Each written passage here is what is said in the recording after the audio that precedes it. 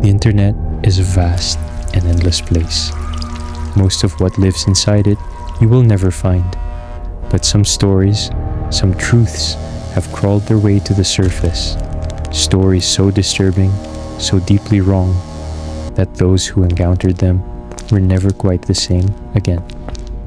What you are about to hear is real. Every word of it happened. And when this is over, I want you to ask yourself one question. Are you truly alone right now? We begin in 1947, deep beneath the frozen ground of the Soviet Union, in a bunker so classified it did not officially exist. 5 men were led into a sealed glass chamber. They were prisoners. They had no choice. Soviet scientists needed to test a new experimental stimulant gas, a chemical compound designed to keep soldiers awake, alert, and functional for weeks at a time without sleep. The prisoners were told that if they stayed awake for 30 days without sleep, they would be granted their freedom. They agreed. They had no other option. The chamber was sealed. The gas began flowing in through the ventilation pipes. For the first few days, everything seemed normal. The men talked, paced, read the books they had been given. The scientists watched through the porthole windows, taking careful notes on their clipboards. Dr. Viktor Petrov, the lead scientist, observed them with cold, detached precision. Move forward now. This was science. This was progress. By day 5, things began to change. The conversations between the prisoners became shorter, darker. Arguments broke out over nothing. One man stopped eating entirely, staring at the ceiling for hours without blinking. Another began whispering to himself in the corner, words no one outside could quite make out. The scientists noted these changes with quiet interest. Paranoia, they wrote, an expected side effect. By day 9, one of the prisoners began screaming. Not words, not pain, just a raw, continuous, animal sound that went on for 3 hours without stopping until his voice gave out completely. And then something even more disturbing happened. The other prisoners stopped reacting. They simply sat in their corners, motionless, staring at nothing, as if they had already gone somewhere else inside their own minds. On day 15, everything went silent. The scientists watched through the porthole glass and saw 4 of the prisoners standing completely still in the corners of the chamber, perfectly upright, eyes open, unblinking, staring at nothing. The 5th prisoner was lying face down on the floor.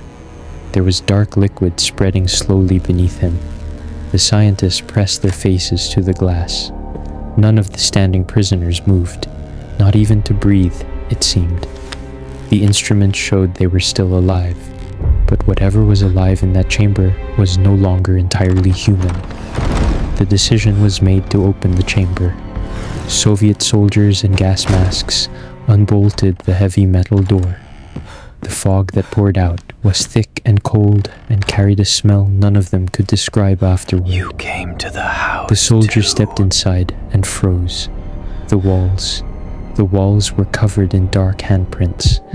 Long, ragged scratch marks had been clawed deep into the metal surface, some of them far too high for any standing man to have reached. Eric. And in the It's corner, magnificent. one of the prisoners It only was sitting wants to very help us calmly see. on the floor, looking directly at the soldiers with a smile stretched far too wide across his gaunt, pale face. He did not speak right away. He simply watched them with hollow black eyes, his head tilted at a wrong angle, breathing It's finally slowly here. and steadily as though Don't open nothing it, Mark. unusual had occurred. When Dr. Petrov finally approached and asked him what had happened inside the chamber, the survivor turned his head very slowly and whispered something directly into the scientist's ear. We do not know what was said. Dr. Petrov never repeated it to anyone, but those who were present said his face changed in that moment in a way it never recovered from. The military commander gave the order to reseal the chamber. Some of the young soldiers refused. One of them dropped his rifle on the stone floor and walked away, tears streaming silently down his face. He was the only one who seemed to understand what was truly being asked of them. The chamber was resealed. The gas was pumped back in. Within days, the experiment files were burned in a metal barrel in the corridor, their ash rising into the cold bunker air. The chamber was never reopened. The bunker was abandoned. The snow fell and kept falling, covering everything, and the world moved on and forgot. But some things cannot be buried forever. The house was at the end of a dead street in a quiet American suburb. It looked abandoned. The lawn was dead. The hedges had grown wild and tangled. The mailbox was overflowing with months of unread mail. But one upstairs window glowed with a dim yellow light. Eric parked and stood outside for a long moment, staring up at the house. One of the upstairs curtains moved, slowly, with no wind to move it. He went inside. The living room was dead, furniture covered in white sheets, thick dust on every surface, family photographs on the walls with faces that looked somehow wrong, blurred, slightly distorted, as if the people in them had been trying to look away when the picture was taken.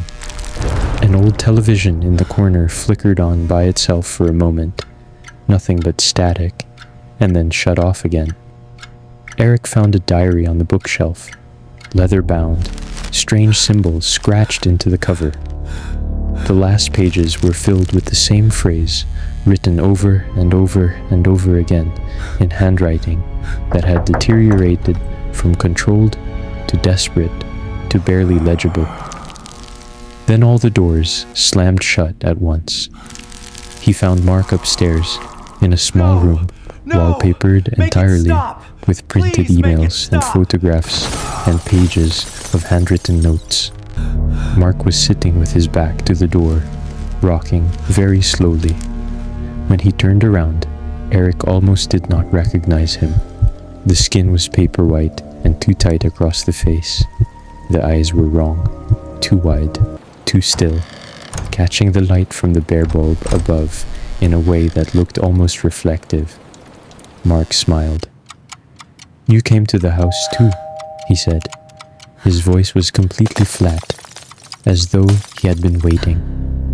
Mark began to explain what the house was, how it was alive, how it had been alive for longer than anyone knew, how everyone who came inside became part of it eventually.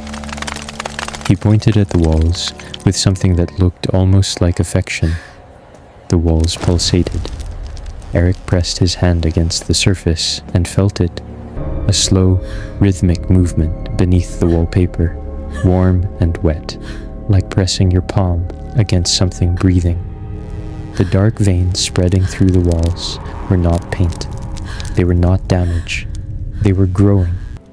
When Eric tried to leave, the front door would not open. The frame had expanded, the wood swollen and merged with the wall around it as though the house had simply decided to close around him. The windows had gone completely black. From the top of the staircase, Mark watched him with that too wide smile and a tilted head, utterly calm, utterly at peace with what was happening. They went to the basement together. Eric held the flashlight. Momo is coming for you. Mark held the door What does handle that with mean? unsettling eagerness. What the flashlight to beam call revealed someone. at the bottom of He the was right stairs there. was not I a don't basement understand why he anymore. won't tell you what he saw. Every wall Please, was you have covered to believe floor us. to ceiling We didn't do in a anything dense, wrong. dark organic growth. Roots, tendrils, something that pulsed and breathed and had faces half formed It's within it, orchestrated mouths coercion by opening human and closing predators. silently in the dark. It's not a ghost, it's people. Something massive and formless breathed in the far corner. The old furniture had been consumed entirely, dissolved into the living material of the walls. The house was not haunted. Hey, you've The reached house Priya. was hungry, I'm not and available it had right been now, feeding so for a leave a very long message. time. Eric ran. He does not remember how he found the exit.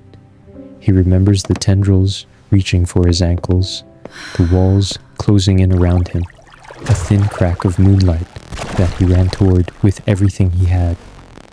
He remembers the sound the house made as he tore through, a deep, resonant sound that might have been the building equivalent of disappointment. The darkness He collapsed watches on as the I dead write lawn the tales outside, of those who gasping. linger between worlds. Behind Their him, stories the house flickering was like the dark flame. and silent, perfectly still, perfectly normal. The upstairs curtain moved once in a window that had no wind behind it. The mailbox stood undisturbed. The house settled quietly back into waiting. Our third story begins Don't in a look modern away. apartment, I see in a everything city you've tried might to know, hide. in a time It all leads not long back to ago. you. A young man, we will not use his name, had been living alone for several months. He worked from home. He rarely went outside. His world had shrunk down to his apartment and his screens. And then small things began to go wrong. His cereal bowl was on the coffee table. He did not remember putting it there. His toothbrush was on the wrong side of the sink. The towel had been moved from its hook. He posted about it on Reddit's No Sleep forum. I think someone has been in my apartment, and the comments began to fill with the usual mixture of concern and dismissal. But one comment caught him. What if you are the one doing these things, it said, and you don't remember? He set up a webcam. He reviewed the footage. At 2:15 in the morning, he was asleep on his couch. In the background, near the dark hallway, a tall, blurred figure stood completely still and watched him sleep. By the 5:45 timestamp, the figure had moved closer. Not much, just enough to notice. He rewound the footage and watched it again and again. The figure did not blink. It did not move except to grow slowly, incrementally, imperceptibly closer with each passing hour. He found notes in his kitchen drawer, written in his own handwriting. Don't trust what you see. It's already inside. He had no memory of writing them. He found more notes on the back of receipts, on torn notebook paper, all in his handwriting, all saying variations of the same things. He called no one. He could not explain why. He sat on the bathroom floor and held his phone and stared at a mirror that showed him